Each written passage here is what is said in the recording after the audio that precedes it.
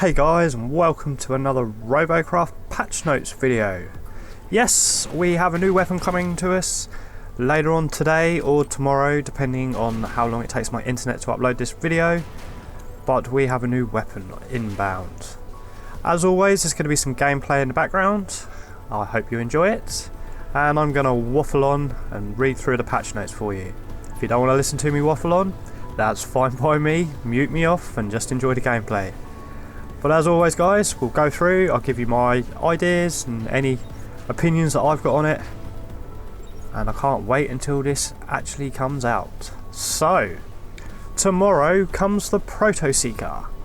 Or later on today, depending on how long this takes. The latest bit of weapon technology in Robocraft. Coming later today or tomorrow is the new Proto Seeker weapon, along with plenty of improvements, balance changes and bug fixes. The Proto Seeker. The Proto Seeker is a long-range, low-damage, auto-targeting harass weapon with a fast projectile speed. The Proto Seeker locks onto its targets in the same way as a Lommel, but does so instantly without the need to spend seconds locking on. The Proto Seeker also deals extra damage to electroplates and electro shields. The trade-off, however, is that it has the lowest alpha strike and ongoing DPS across all weapons. This makes the Proto Seeker an effective long-ranged poke support weapon. A center robot button has been added, guys. Through the use of extensive algorithmic data relays, we have found a method to localize zero space positionings in Euclidean space. That is to say, edit mode now has a button which places your robot in the middle of the bay. Woohoo! That's fucking awesome. Balance changes. The glass round inner cube has now the same connections as its non-glass variant. Lamp health has been reduced to match a single armor cube. Disc shield module health raised to 11,160. That's up from 6,155 guys, so that's almost doubled, that's good. Disc shield module power usage cost lowered to 40, down from 50, so that's pretty good, but that's the power usage and not the cooldown. Okay guys, so don't get those two confused. It's still going to take the same amount of time to cool down, but it's going to use less power when you use it. Blink module health raised to 9,131. And that's up from 5,036. Blink module power usage cost lowered to 65, down from 70. So again, that's good as well, the power usage has dropped slightly. Blink module cooldown time reduced to 25 seconds, down from 30 seconds. Yeah, I've always thought the blink was a little bit too long. 5 seconds, well, you know, they're giving us something, aren't they? Blink now cancels Lommel lock-ons when activated. Awesome, but you can only use it once every 25 seconds. So, depending on when you want to use it, guys. Improvements. Overclocking in test mode now goes up to overclock 15. But that's pretty good because I know it only went up to 13, so it's good that they've made it the same across the board. I haven't tried practice mode yet, so I don't know if it goes up to 15. If any of you guys out there know if it goes to 15 in practice mode, let us all know in the comment section down below. But as you guys know, I don't particularly favour BA, so overclocking doesn't really affect myself, but it might affect some of you guys. Aeroflak explosions used to occur when near a target, but missing, to allow the target to know that they're being attacked. This caused players to think they were hitting, but the flak wasn't doing damage. So we've changed flak to only explode when actually hitting the target. That's good as well, but if you know how flak works, it does actually create a cloud. So even if it doesn't damage the bot, you're still clouding the sky, so it makes it hard to fly. And I've had it with my flyer, and you get a flak cloud around you, and it's like, what the hell, where's everything gone? But they've changed that obviously to make it easier for all the players right across the board, so that's okay.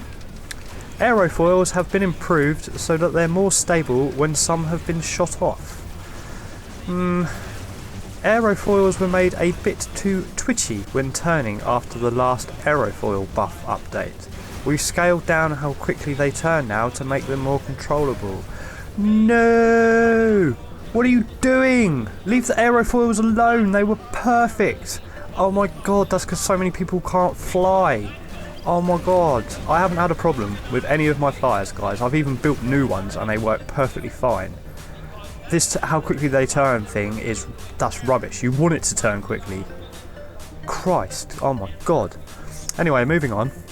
Moved the respawn timer circle in BA so it no longer covers the battle timer on any resolution.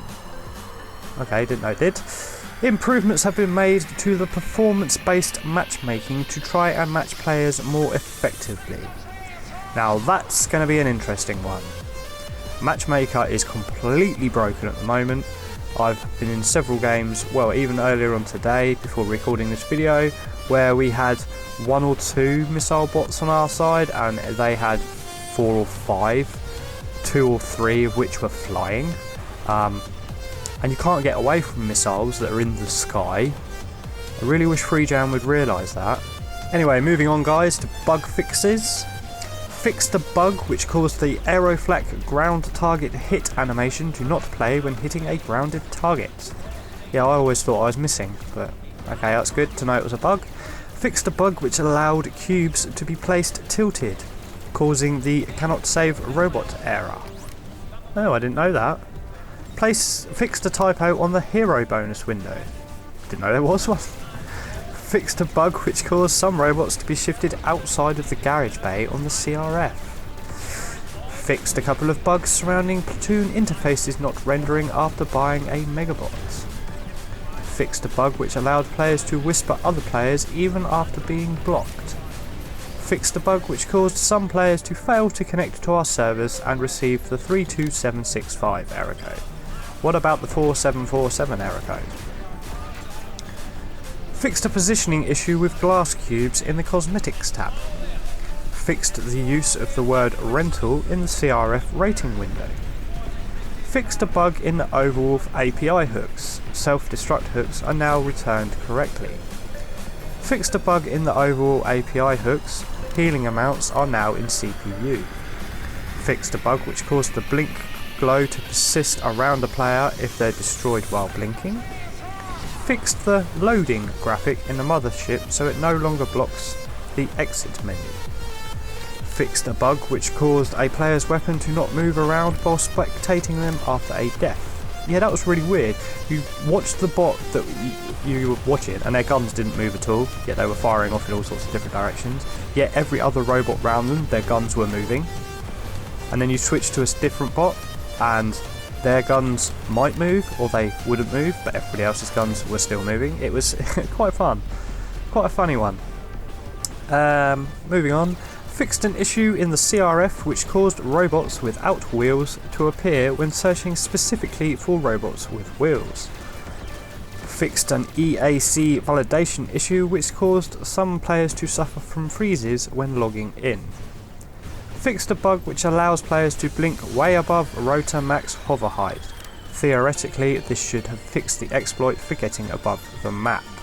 Now I have been killed several times by missile helicopters that have gone above the map, and yeah, well, it's a shame there isn't a report button actually in game, but never mind. Now there is a bit more information to go on with, guys, so I'll just read through that as well. It's a bit of a wall of text and it's from Drognin. So what he'd say is I'd also like to take some time talking about the Proto Seeker, why we implemented it and its purpose. This is specifically for the forum community, as you guys are our more engaged players, typically above average skill level and invest more time in Robocraft than people who might typically see the post on Facebook or Twitter. This also applies largely to our Reddit community, but someone will end up posting this thread there for that sweet karma, so I'll address them here too. Firstly, the impact of the Proto Seeker when it is released. As a weapon, it requires very little skill to use and has a long range. However, and this will seem very odd for a developer to say, we've intentionally balanced it to be underpowered on release. This is because the Proto Seeker isn't intended to be a primary weapon for your typical 25k RR player, and if it were powerful enough that it allowed you to destroy enemies with it more effectively than other weapons, it would certainly reduce the overall enjoyment of combat. We can then scale it up over time if we feel it's underperforming more than intended. We expect there to be interesting uses for it. For example, finishing off distant enemies or denying regen, as SMG isn't always consistent. But if you're an above average skill player, using the Proto Seeker as a primary weapon will only hold you back. So then, why does it exist? To protect high skill weapons and gameplay, low skill weapons must also exist. Currently, Robocraft is an extremely competitive game which creates a very high barrier of entry for new players. This means that the game will overall be less successful than it can be because a high barrier of entry means lower retention numbers, which is the lifeblood of an F2P game. To resolve this, one of two options exist: reduce the overall skill requirement for Robocraft, or offer alternative ways to play which cater to lower skilled players without affecting the higher levels of play.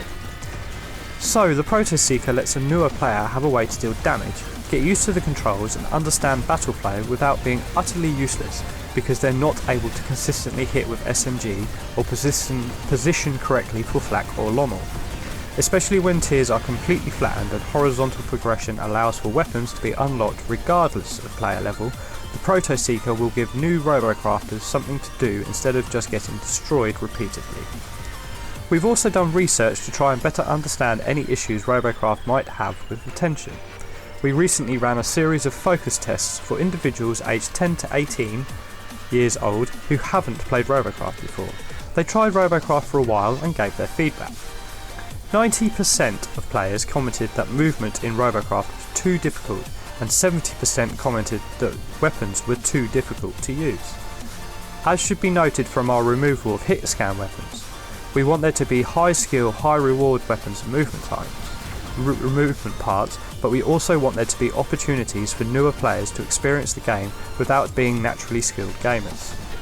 So, the Proto Seeker is also somewhat of an experimental weapon to see if we can help newer players transition into the game without feeling like they're being denied outright due to a lack of skill. Once they get comfortable with the game, they'll hopefully try other weapons that have been destroyed by and do better. As always, we're here to read your feedback after it launches and to hear what people think. So there you go guys, that's basically what the weapon is intended purposes, that's what they want it to be for. As always, I look forward to your comments, suggestions, questions, messages, all your arguments you have in my comment section. It's amazing, it puts the comments on my videos and people go, ooh, they're talking on this video, let's have a look. So, if you've liked this today, if you can click the like button for us, helps me out, helps the channel out, and shows that these Robocraft patch notes videos are interesting and informative. As I said before, drop all your comments and that down below guys, and until the next one, see you later.